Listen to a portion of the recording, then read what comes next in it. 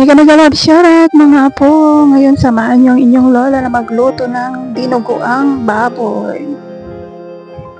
So, hiwain muna natin ang ating karne ng baboy.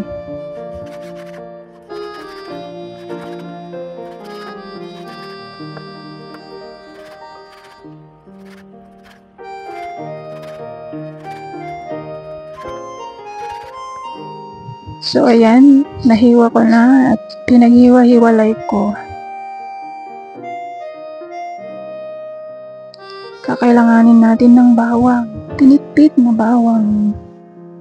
At sibuyas, hiniwa-hiwa ko na. At ang dahon ng laurel. At ang ating special ingredient, ang dugo. Dugo ng baboy, syempre. Naluto na yan, kaya ganyan na ang kulay. May suka na yan, tsaka asin. Sila na naglagay sa pinagbilhan. Yan, inuuna ko muna yung taba hanggang sa lumabas yung mga mantika niya. Yan, taba. Yung mga taba niya dyan. Yan, may mantika na siyang lumabas. Yan. Kaya pag ganyan na may mantika na siyang lumalabas, let's add the garlic para maluto rin siya. Ito yung part na ayaw ko yung nagkasikan Yan. Hanggang sa mag-brown siya. Takpan natin kasi ito na. Takpan natin kasi nagkasik siya. Ito na siya mga apo, hinango ko na kasi nagtatalsikan ang mantika niya. And this is the oil na tinanggal ko. Maluto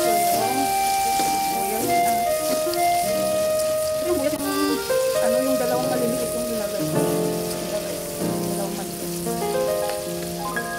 Depende sa'yo kung gaano karami gusto mo ilagay.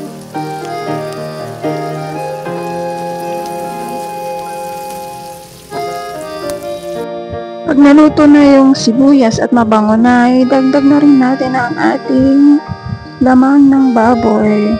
Gisa-gisa rin natin.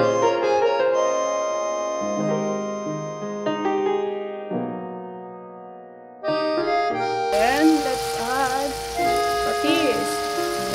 Ikaw na lang, tansya-tansya lang ng akin.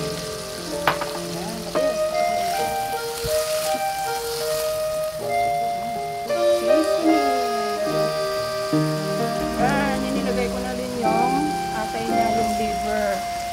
Yan, para maluto na rin.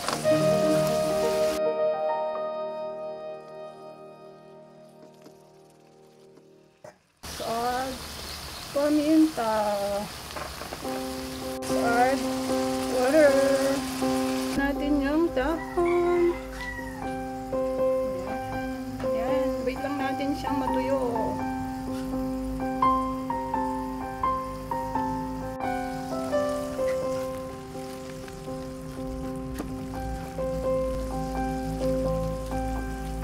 Malapit na siyang matuyo. Na natin yung tinanggal natin kaninang taba. Lagay na natin. Huluin natin.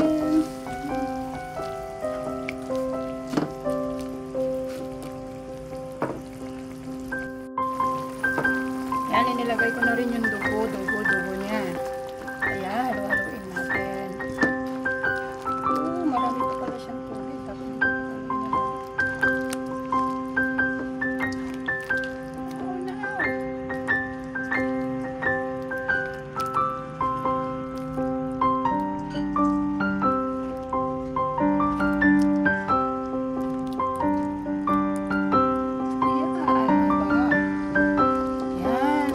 Natin, wait natin siyang matuyo. Yan, huwag na natin siyang takpan para matuyo siya. Yes, luto na ang ating ulam. Another pachamba recipe ni Lola Mi, and thank you so much for watching. Please don't forget to hit that like and share button.